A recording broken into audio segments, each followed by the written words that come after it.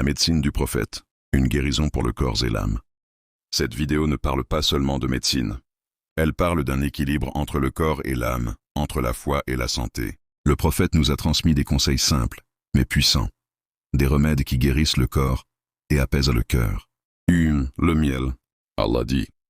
Il sort de leur ventre une boisson de couleurs variées, dans laquelle il y a une guérison pour les gens. Sourate An-Nahl, verset 69. Le prophète utilisait le miel comme un remède naturel contre les maux de ventre et les troubles digestifs. Mais au-delà du soin, il nous rappelle que la guérison vient toujours d'Allah. 2. La graine de nigel.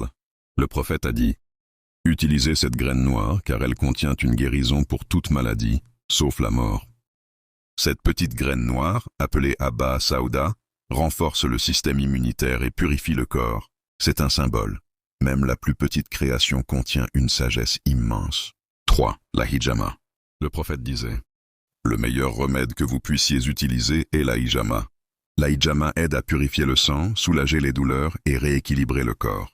Mais surtout, c'est une sunna, un acte qui relie notre soin physique à un acte de foi. 4. Les dates ajwa.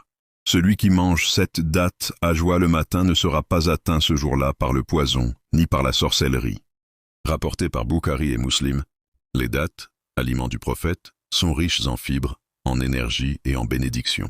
Elles rappellent qu'un aliment simple peut nourrir le corps et protéger l'âme. 5. L'huile d'olive. Consommez l'huile d'olive et enduisez-vous-en, car elle provient d'un arbre béni. Rapporté par Ibn Majah, aliment, soin, symbole de lumière. L'huile d'olive est citée dans le Coran comme bénédiction. Elle nourrit, guérit et rappelle la simplicité d'un mode de vie prophétique. 6. La modération dans l'alimentation. Le fils d'Adam ne remplit pas de récipient plus mauvais que son ventre. Rapporté par Tirmidhi, le prophète nous a appris la modération. Manger pour vivre et non vivre pour manger. Trop manger affaiblit le corps et la spiritualité. La vraie santé commence par la sobriété. 7. Le repos et le sommeil réparateur.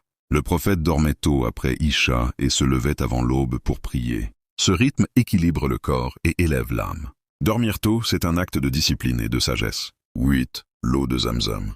L'eau de Zamzam est pour ce pourquoi elle est bue. Rapporté par Ibn Majah, c'est une eau bénie. Celui qui la boit avec une intention sincère y trouvera la guérison qu'Allah veut pour lui. Le prophète a dit, « Allah n'a pas fait descendre une maladie sans qu'il n'ait fait descendre pour elle un remède. » Sahih al-Bukhari. Ces remèdes ne sont pas que physiques, ils sont spirituels. Ils nous rappellent que la santé du corps commence par la paix du cœur. Prendre soin de soi, c'est aussi un acte d'adoration. Et suivre les conseils du prophète, c'est marcher vers une vie pleine de baraka.